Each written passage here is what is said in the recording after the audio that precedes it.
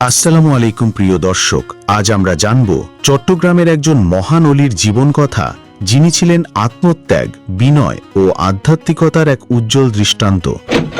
তিনি হলেন হযরত গরিবুল্লাহ শাহ রহমতুল্লাহ আলাইহি। জন্ম ও প্রাথমিক জীবন, তার জন্মসাল নির্ভুলভাবে জানা না গেলেও ইতিহাসবিদরা মনে করেন তিনি ছিলেন মুঘল আমলের একজন সম্মানিত ব্যক্তি। অনেকের মতে তিনি ছিলেন সম্রাট শাহজাহানের জ্যেষ্ঠ পুত্র দারা শিকোহের ঘনিষ্ঠ ও বিশ্বস্ত সেবক। দারা শিকোহ ছিলেন একজন উদার, বিদ্বান ও সুফিবাদে বিশ্বাসী রাজপুত্র, কিন্তু রাজনীতির ষড়যন্ত্রে তিনি বন্দী হন ও শহীদ হন তারই ভাই আওরঙ্গজেবের হাতে। এই হৃদয়বিদারক ঘটনার পর গরিবুল্লাহ শাহ রহমতুল্লাহ আলাইহি বুঝে যান দুনিয়ার পদ, রাজনীতি ও ক্ষমতা সবই অস্থায়ী। তিনি সিদ্ধান্ত নেন দুনিয়ার মোহ ছেড়ে আল্লাহর সন্তুষ্টির পথেই জীবন নিবেদিত করবেন।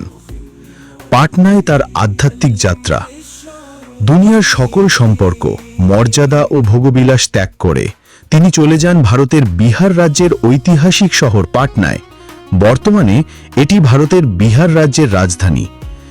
এই শহরটি তখন ছিল জ্ঞান ও আধ্যাত্মিক সাধনার এক পবিত্র কেন্দ্র। পাটনায় তিনি আশ্রয় নেন একজন প্রসিদ্ধ সুফি অলির ছায়ায়। তিনি হলেন হযরত রুকনুদ্দিন সাত্তারি রহমতুল্লাহ আলাইহি।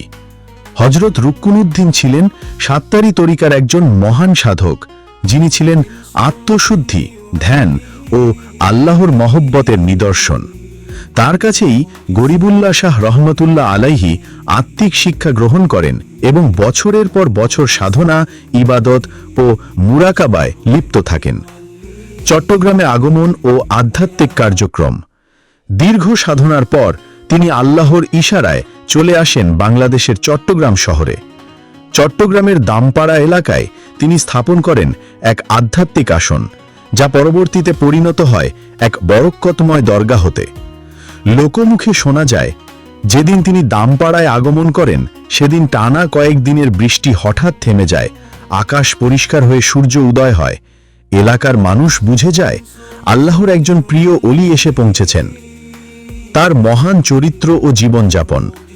হযরত গরিবুল্লাহ শাহ রহমতুল্লাহ আলাইহি ছিলেন নিঃস্বার্থ, বিনয়ী ও দয়ালু। তিনি গরিব, অসহায় ও মেহনতি মানুষদের পাশে দাঁড়াতেন সর্বদাই। তার দরবার ছিল সবার জন্য উন্মুক্ত।